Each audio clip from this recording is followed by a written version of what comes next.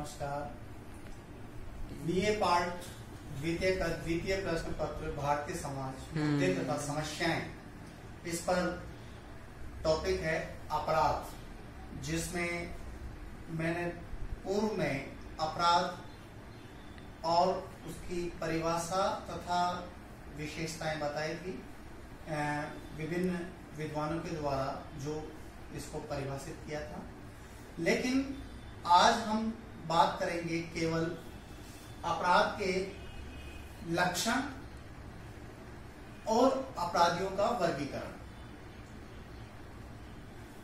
अपराध के लक्षण की बात करें तो सबसे पहले जहन में यह आता है कि किस कारण से अपराध होता है या ऐसा कौन सा व्यवहार है जिसके कारण हम ये कह सकते हैं कि ये अपराधी व्यवहार है।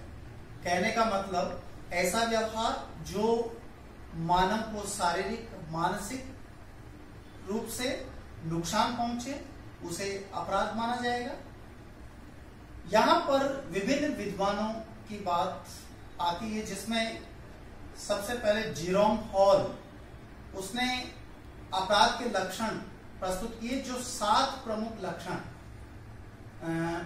जेरोम हॉल ने general principles of criminal law नामक पुस्तक में दर्शाए हैं।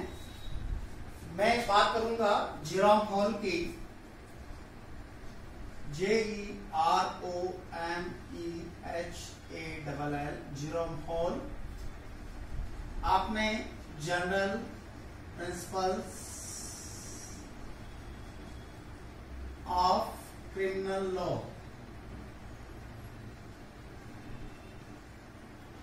पुस्तक लिखी। इसके अंतर्गत अपराध के जो लक्षण हैं वो आपने प्रकट किए।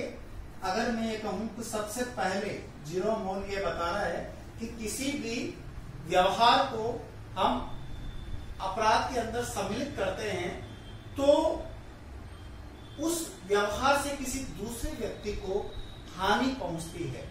तो सबसे पहले यानी कि हम बात करेंगे हानि की। अपराध के लक्षण में हार्म यानी हानि, ऐसा व्यवहार जिससे दूसरे व्यक्ति को शारीरिक मानसिक रूप से या अन्य आर्थिक रूप से किसी भी रूप में हानि पहुंचती है, तो उसे हम अपराध की श्रेणी के अंतर्गत मानते हैं। तो जेरोम हॉल ने हानि इसका एक लक्षण के रूप में बताया है। दूसरी बात अगर हम कहें एक्शन यानी क्रिया, अगर आपके मन में केवल भाव है, अपराधी भाव है, लेकिन उसकी क्रियान्विति नहीं हुई है, तो वो अपराध के अंतर्गत नहीं आएगा। यानी कि अपराध वह है जिसमें व्यक्ति की क्रिया होनी चाहिए।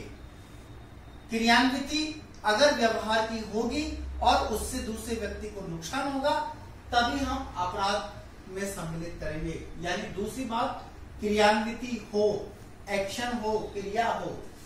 तीसरी बात अगर हम कहें कि ऐसा व्यवहार जो कानून के द्वारा निषेध हो, यानी अपराध में जो व्यवहार है वो कानून के द्वारा निषेध होना चाहिए, क्योंकि कानून के दृष्टिकोण से कानून का उल्लंघन ही अपराध है। यानी ऐसे व्यवहार को कानून के द्वारा निषेध कर दिया गया है, उस पर रोकथाम लगा रखी है। फिर भी अगर इस प्रकार का व्यवहार आता है तो हम ये कहेंगे वो अपराध है। चौथी अगर हम बात करें तो अपराधी उद्देश्य,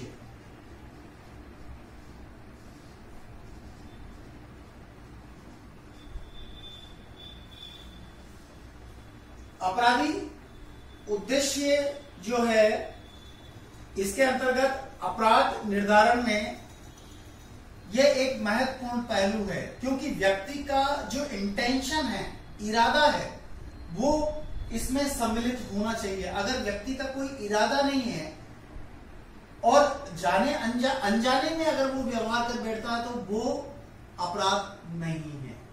यानी इसके लिए ये जरूरी है कि व्यक्ति के जहन में अपराधी उद्देश्य भी हो, यानी उसके मन में पहले से ही यह तय हो कि यह व्यवहार की क्रियान्विति करना है जो कानून के अनुसार निषेध है। अगर ऐसा हो, यानी कि व्यक्ति का उद्देश्य क्लियर होना चाहिए।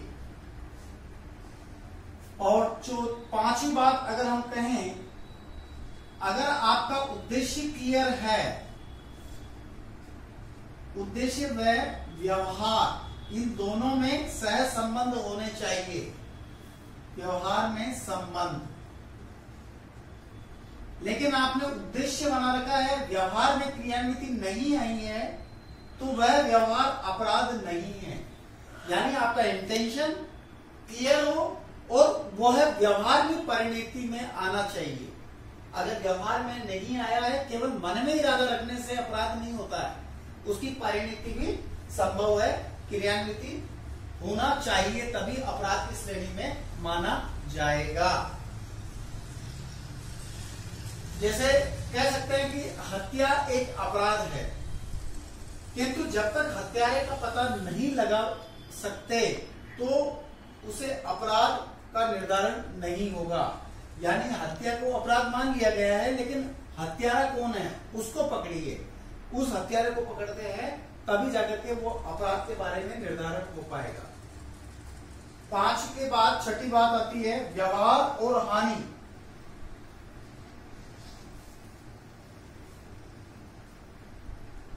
ये व्यवहार है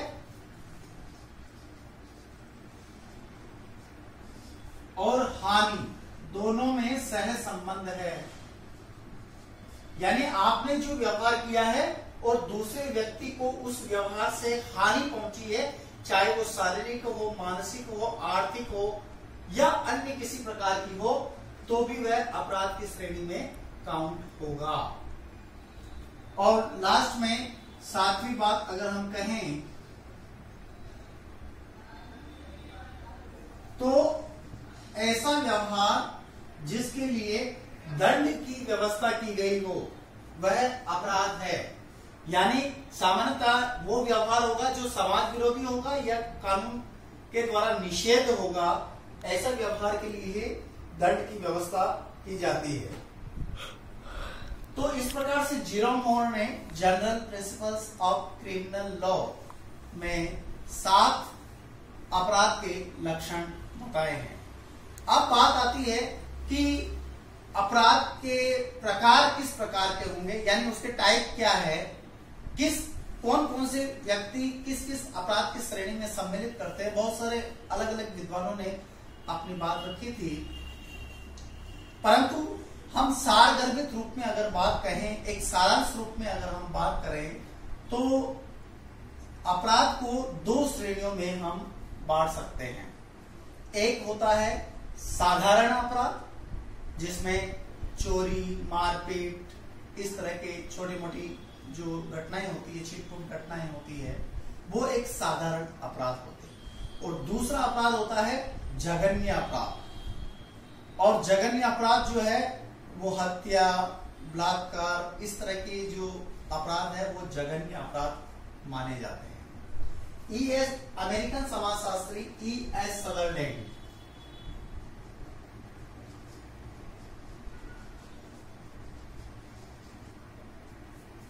इन्होंने प्रिंसिपल्स ऑफ क्रिमिनोलॉजी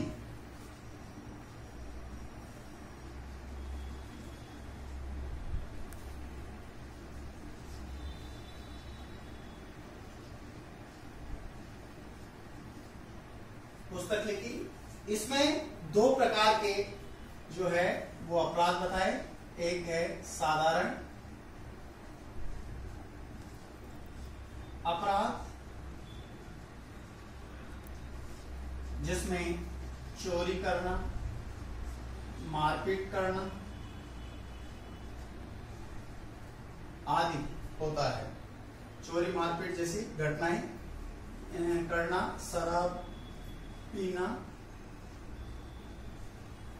आदि इत्यादि आदि। दूसरा होता है जघन्य अपराध।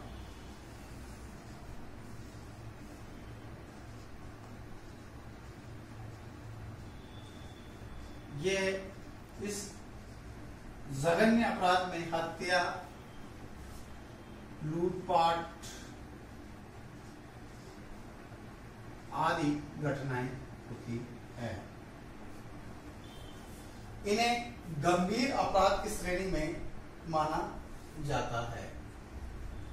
E.S. सदरलैंड को जो ये वर्गीकरण इन्होंने दिया है अपराध का, कुछ विद्वानों ने इसमें आपत्ति जताई है, क्योंकि यहां पर जो है टेपन एंड स्टीफन, जिसमें नाम आता है टेपन एंड स्टीफन,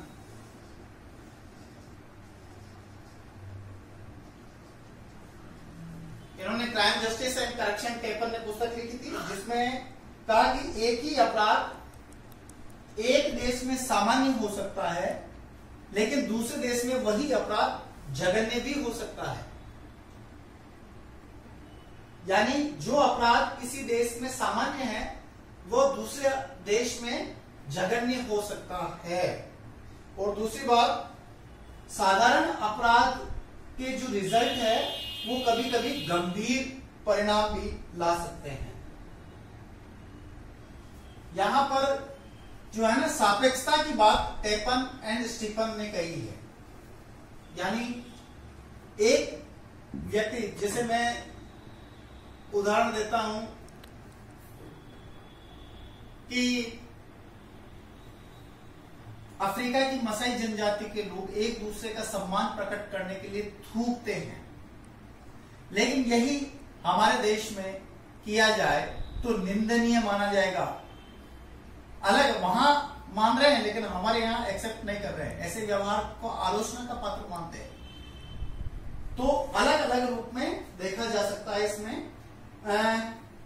अपराध के प्रकार के बारे में क्लोवार्ड एवं CL क्लीनार्ड्स एंड ओहलिन, इन्होंने 8 प्रकार के, यहां पर क्यू पी ने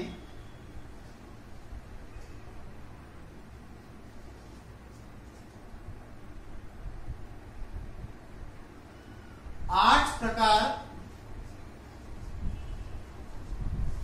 बताए हैं, जिसमें पहली बात अगर हम कहें हिंसात्मक व्यक्तिगत अपराध,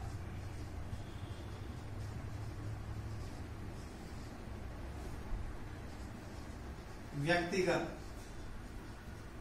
यानी केवल इंडिविजुअलिटी रूप में हिंसात्मक रूप से जो है अपराध, जैसे मारपीट करना, व्यक्ति की जान को नुकसान पहुंचाना, वो हिंसात्मक व्यक्तिगत अपराध कहलाता है। दूसरे अपराध इन्होंने बताया संपत्ति संबंधी अपराध,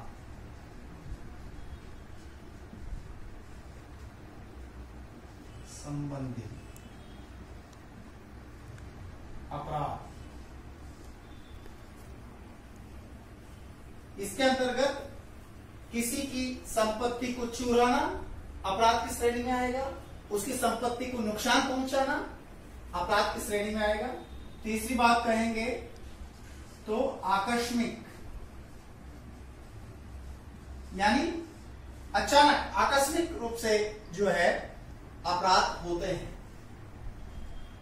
जैसे मकान मालिक है, मकान मालिक रह रहा है, उसके यहाँ नौकर भी रह रहा है, 1 वर्ष के लिए मकान मालिक को बाहर जाना पड़ता है, मकान उसके वहां जो है उसके जो नौकर है उसको चाबी थमा दिया जाता है, लेकिन अब उसके सामने पूरा मकान पड़ा हुआ, अगर वो चोरी करके ले चला जाए, यद्यपि यह जो उदाहरण है केवल अवसरवादिता पर आता है, लेकिन उसको मकान मालिक को बाहर जाना था, आकस्मिक रूप में बाहर जाना था और उसे वहीं सेटल हो गया, लेकिन मकान जो है उसके नौकर को दे दिया गया है।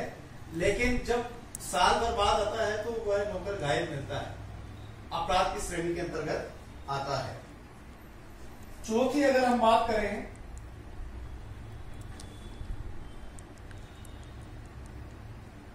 व्यावसायिक अपराध, व्यवसाय से संबंधित अपराध व्यावसायिक अपराध कहलाता है। और व्यवसाय में कोई सा भी व्यवसाय ले लें आप, तो इसके अंतर्गत अगर ये देखा जाए कि एक व्यक्ति किसी भी प्रकार का व्यवसाय कर रहा है तो उसमें ईमानदारी का भाव नहीं है, दया का भाव नहीं है, और बेईमानी अगर वो करने लग जाता है तो वो व्यावसायिक जो है अपराध कहलाता है। पांचवी बात, राजनीतिक अपराध।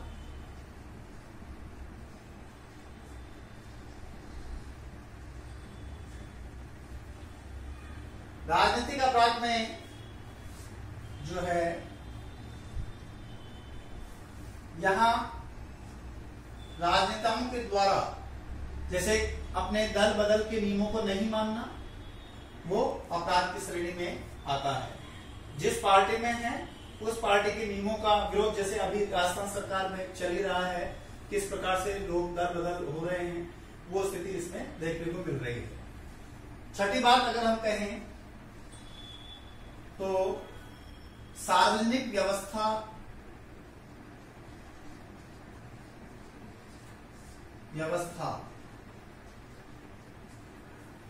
और इसको हम कह सकते हैं पेशेवर अपराध। सार्वजनिक व्यवस्था संबंधी अपराध, संगठित अपराध,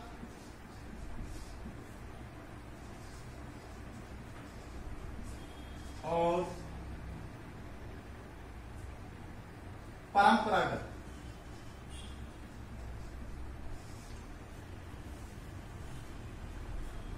क्लेनार्ड एंड ट्विने ने इस प्रकार से 8 प्रकार के जो है अपराध बताए हैं। यदि हम भारत में देखें तो इन सभी अपराधों को 3 रूप में प्रस्तुत कर सकते हैं। अपराध में जो 3 तत्व हैं, भारत में 3 प्रकार के अपराध हैं। भारत में 3 प्रकार के अपराध। नंबर 1, आईपीसी इंडियन पेनल कोड, भारतीय दंड संहिता के अंदर हो, IPC Indian penal code, Indian penal code. जैसे हत्या, अब यहां आईपीसी में कौन से हैं? हत्या, मारपीट, चोरी, लूट आदि। दूसरा, कोड ऑफ क्रिमिनल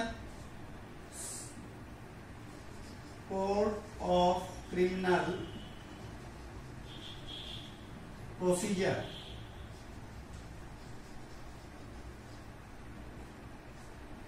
दंड प्रक्रिया संहिता, इसको बोलते हैं दंड प्रक्रिया संहिता।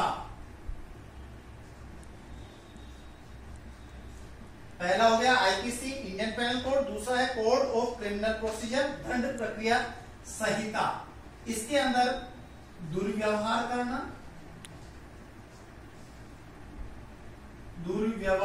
करना, शांति भंग करना, जैसे कोई हड़ताल, दंगे, मारपीट करता है, शांति भंग करना आदि सम्मिलित होता है।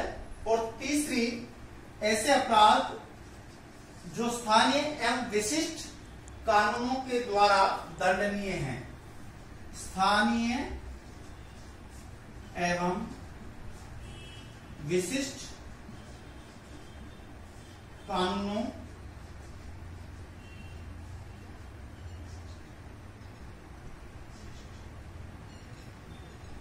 के द्वारा दंडनीय है।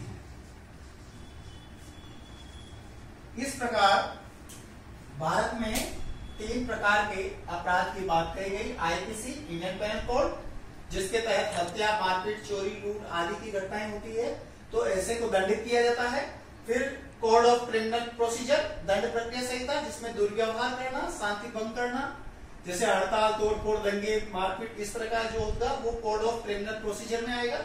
और तीसरा, स्थानीय एवं विशिष्ट कानूनों के द्वारा दंडनीय है, यानी ऐसे व्यवहार जो स्थानीय एवं विशिष्ट कानून के द्वारा दंडनीय माना जाता है। आज तक बस इतना ही। धन्यवाद।